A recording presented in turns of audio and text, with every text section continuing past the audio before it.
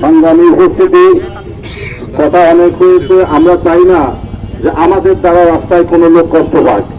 আমাদের একটাই কথা যে আজকে যারা বিভিন্ন এলাকা থেকে এই সংগ্রামে এই মিছিলে অংশগ্রহণ করেছেন, আমি আল্লাহ পাক তাবারক তাআলার দরবারে দাবি জানাই যে আল্লাহ এই সময়টা যেন কাল কিয়ামতের মাঠে আমাদেরকে নেকির পাল্লায় দেওয়া হয়।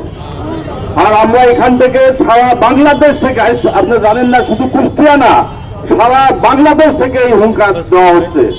যদি ফিলিস্তিনির উপরে গণহত্যা চলতেই থাকে তাহলে ইসরায়েলকে বলবো আমরা এখান থেকে হুঙ্কার দেবো, ইসরায়েল ভেঙে টুকরা টুকরা হয়ে যাবে ইনশাল্লাহ। আপনারা জানেন যে মুসলমানের একই দেহ, একই রক্ত বয় মুসলমানের। আপনি তো জানেন যে বিষয় বলছেন যে যদি প্রয়োজন হয় আমাদের এখান থেকে যত মুজাহিদ দরকার আমরা দেবো। আমি তো বলেছি আমাদের লোক